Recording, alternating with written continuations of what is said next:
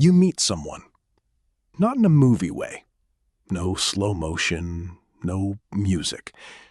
Just a conversation that lasts a little longer than expected. And somehow, a week later, you're thinking about them at 2 a.m. You don't know why. That's where it starts.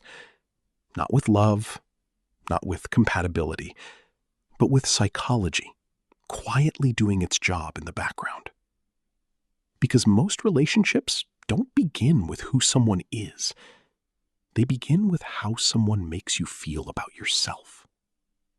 And that difference changes everything. Here's the part people don't like to admit. Attraction is rarely about the other person. It's about recognition. Your brain is scanning for patterns it already understands. Familiar tones, familiar reactions, familiar emotional rhythms. Even if those patterns were never healthy to begin with. Especially if they weren't. A person who feels right often isn't right. They're predictable.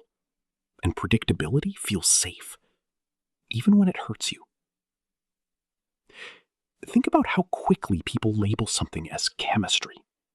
You meet, you talk, you feel a spark. But what you call a spark might actually be anxiety, uncertainty, inconsistency, mixed signals. Your brain doesn't always separate excitement from instability. In fact, it often confuses the two. Because intermittent rewards, attention that comes and goes, are more addictive than consistent ones. That's not romance. That's reinforcement. The same system used in casinos. Now, zoom in. Two people enter a relationship carrying invisible blueprints. These blueprints were written long before they met. Childhood interactions, early attachments, moments where love felt earned or withheld. One person learned that love means closeness. The other learned that love means distance. So one moves closer. The other pulls away. Not because they don't care, but because their definitions of safety are completely different. And now, without realizing it, they start recreating something older than both of them. A loop. This is where relationships become less about connection and more about regulation. You're not just talking to a partner. You're managing your own internal state through them, their response. Their silence becomes your anxiety. Their approval becomes your stability. And slowly, the relationship shifts from two people choosing each other to two people needing something from each other. That's a dangerous transition because needs are rarely balanced. Here's the uncomfortable part. The more emotionally invested you become, the less objective you are. You start explaining things away. They didn't mean it. They're just stressed. They'll change. Not because you're naive, but because your brain is protecting the investment you've already made. Time, emotion, identity. Walking away doesn't just mean losing a person. It means admitting you misread something important. And the brain hates that. So it rewrites the story instead. Now, look at conflict. People think arguments are about what's being said. They're not. They're about what's being threatened. Respect, control, security, self-worth. Two people can argue about something small and react as if everything is at stake. Because to them, it is. You're not just disagreeing about a message or a plan. You're defending a version of yourself.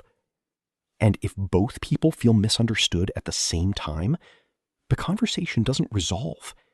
It escalates. Not louder, but deeper. Then, something strange happens. The relationship starts running on autopilot. Patterns repeat. Same fights, same apologies, same temporary fixes. You begin to predict each other, not in a comforting way, in a limiting one.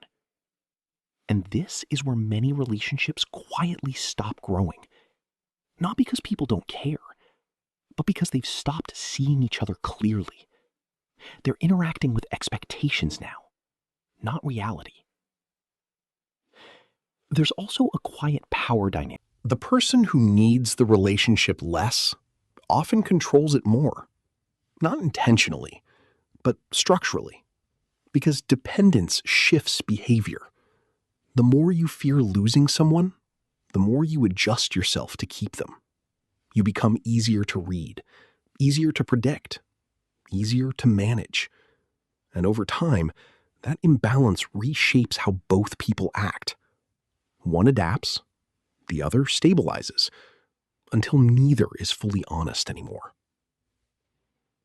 And then there's the illusion of communication. People believe that saying things clearly means they've been understood. It doesn't. Because communication isn't just about words. It's about interpretation, tone, timing, emotional state. You can say the right thing and still be heard the wrong way. Because the other person isn't just listening to you. They're filtering you through their past, through every experience that taught them what words usually mean. So even honesty can fail, not because it's false, but because it's translated differently. Here's the irony. The deeper a relationship gets, the harder it becomes to see it objectively. You're inside the system now, and systems are difficult to evaluate from within, especially when they're tied to your identity.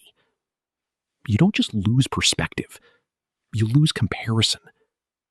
Everything starts to feel normal, even things that aren't. So people stay. Not always because they're happy, but because the pattern is familiar. And familiarity is powerful. It creates a sense of continuity, a story you've been telling yourself that you're not ready to interrupt yet. But step back for a moment. Strip away the labels. Boyfriend, girlfriend, partner. What you're really looking at is two psychological systems interacting in real time, each trying to protect itself, each trying to feel secure. Sometimes they align, sometimes they collide, and sometimes they lock into patterns neither fully understands. So the question isn't just, do they love you? That's too simple. The real question is quieter, more difficult. When you're with them, are you responding to who they are or to what your mind has learned to expect? Because those two things can look identical at first, but over time, they lead to very different endings.